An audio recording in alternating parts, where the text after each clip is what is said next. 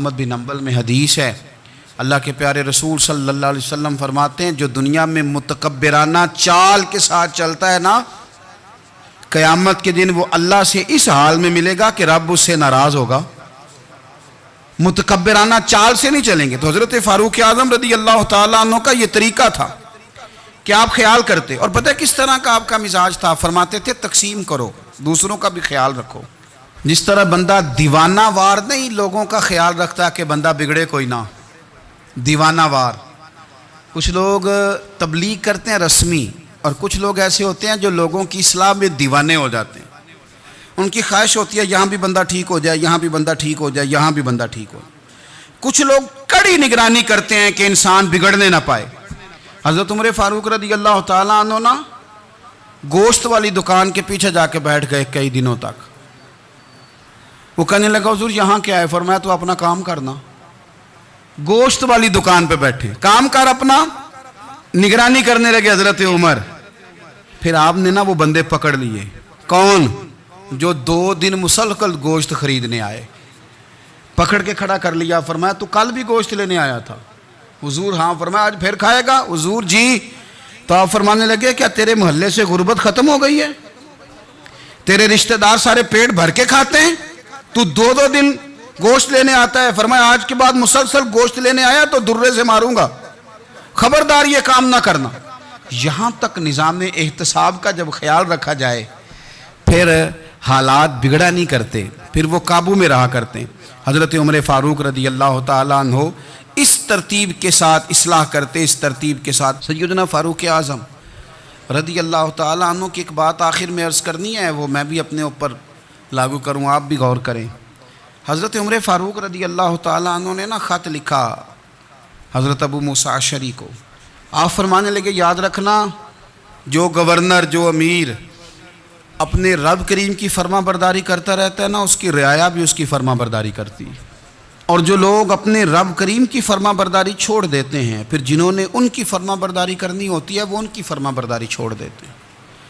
آپ نے سپہ سالاروں کو خط لکھے تھے، فوج کے جو جرنیل تھے، کمانڈو تھے، ان کو خط لکھے تھے۔ فرمایا جو سپاہی نماز نہیں پڑھتا اسے فوج سے نکال دو، اور ساتھ لکھا تھا یاد رکھو جو رب کا وفادار نہیں وہ ہمارا کیسے ہو سکتا ہے، نکال دو ان لوگوں کو، فوج سے الگ کر دو۔ ہم آج جو بے پناہ پریشان ہیں، ہمارے بچے بات نہیں مانتے، شاگرد بات نہیں مانتے، ہم شکوے کرتے ہیں، بے ادبی بڑھ گئی۔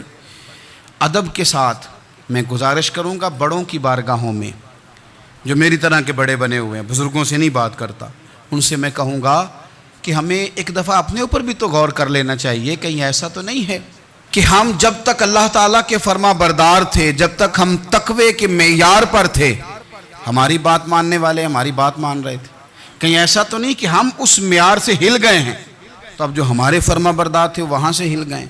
حضرت عمر رضی اللہ تعالیٰ عنہ فرمایا کرتے تھے کہ لوگوں کو عجب میں مبتلا نہیں ہونا چاہیے، خود پسندی کا جو ماحول ہوتا ہے اس سے لوگوں کو ہمیشہ نکلنا چاہیے۔ حضرت عمر کے ایک صاحبزادے نے کنگھی کر لی، اچھا لباس پہن لیا تو درہ مارا جناب عمر نے، تو آپ کی بیٹی کہنے لگی ابا یہ تو بالکل جائز ہے، اچھے کپڑے پہننا، اچھا لباس پہننا اور سر میں کنگھی کر لینا، اس پر درہ کیوں مار دیا؟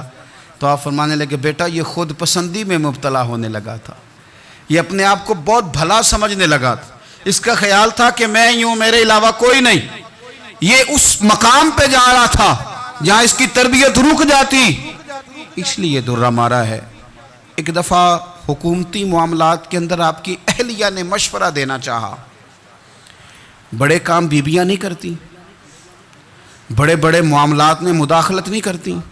ہمارے بر صغیر میں وہ بادشاہ نہیں گزرا کہ جو فیصلہ کرتا تھا تو کرسی پہ بیٹھ جاتا تھا اور پردے کے پیچھے اس کی بیوی بیٹھ جاتی تھی، اور جب وہ فیصلہ سنانے لگتا تو یوں گردن پیچھے کرتا اور اہلیہ جو کہتی وہ فیصلہ سنا دیتا۔